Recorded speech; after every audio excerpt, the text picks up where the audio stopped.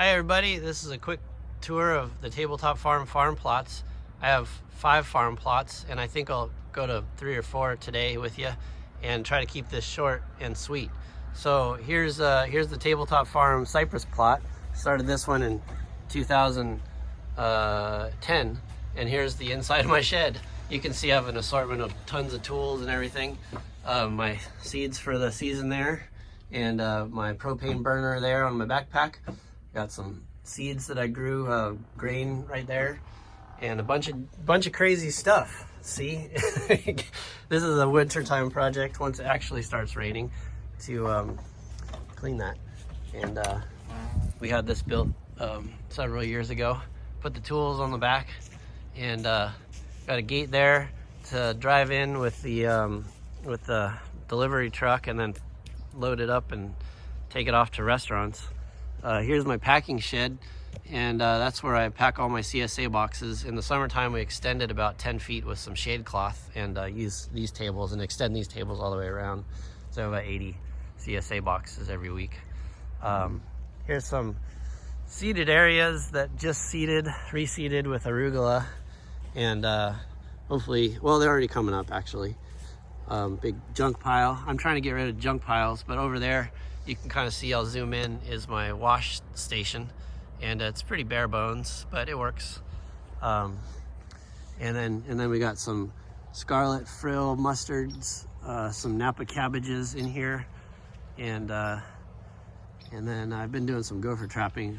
See that like area where there's no cabbages where the gophers came. Here's some arugula that we're cutting right now. Or I'm cutting. I don't have any employees at the moment because it's winter time.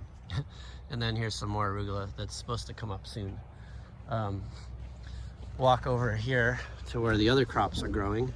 Over here I have my greenhouse. Underwent 2 iterations. We first built some greenhouses using some old PVC that I got off of Craigslist for free, and then some rebar and duct tape. And that lasted for about 4 years, even though I had to keep putting it back up every time it would blow down. Let's see, here we have some broccoli growing.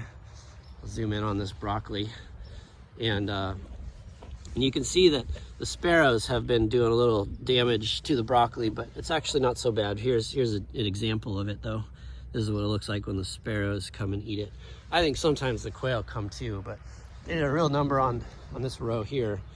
You can see it's almost eaten down to the nub on some of these plants. And hopefully they grow back, but I don't have hope that they will. These are the Japanese giant red mustard. Problem with that is it's hard to find a market for it, even though it's pretty delicious if you know how to cook it. And it grows really well. It's pretty easy to grow, usually. Trick with a lot of these leafy greens is just supplying enough nitrogen so that they have, especially in the winter time when it's colder and nitrogen's not being like released by the bacteria and fungi in the soil that are inactive. And then here's how my greenhouse looks right now. Not very much growing in it, but just have some greens. We have Swiss chard, rainbow chard, just starting, and then we have these little gem lettuce at different stages of the growth. Here, I'll probably get ready to plant these in the next week or 2. It's still pretty early to be planting, but you never know because of the way the weather is. Might be another long-range drought. I've been using this 420 recipe garden bloom potting soil, and it works pretty good.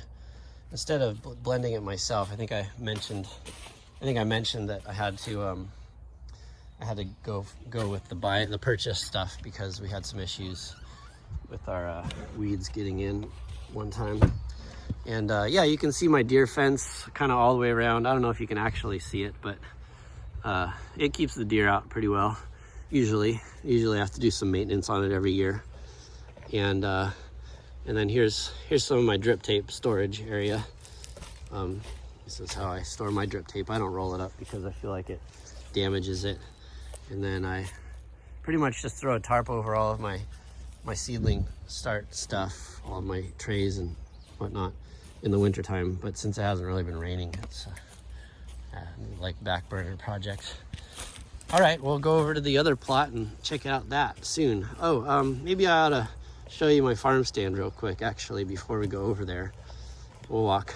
You can walk with me. One of the problems here, and maybe a good thing too, is the trees. They provide some shade for the summertime heat, but also they drop a lot. We actually, this whole line used to be all trees right here, and we've taken out about 8 of them in the last 10 years. So we're down to 3, and maybe this one right here is about to go. It's dying. These pine trees, Monterey pines, only last about 30-40 years before they die. And here's my COVID-friendly farm stand on the honor system. It's not Thanksgiving anymore, as you can see.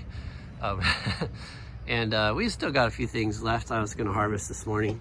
This is more of that. And then we got some spinach here. You can see the spinach right there, and some arugula. This is what the arugula looks like. I package it into half-pound bags, and I sell it for $5 per bag, so you can do the math. And it's pretty basic, but I have a commercial scale hanging here, and it's certified by the County of Marin. Anyhow, honor system works pretty well, I think. Depending on where you are, it might work for you too. But this is the cypress plot at Tabletop Farm. All right, see you at the other plot.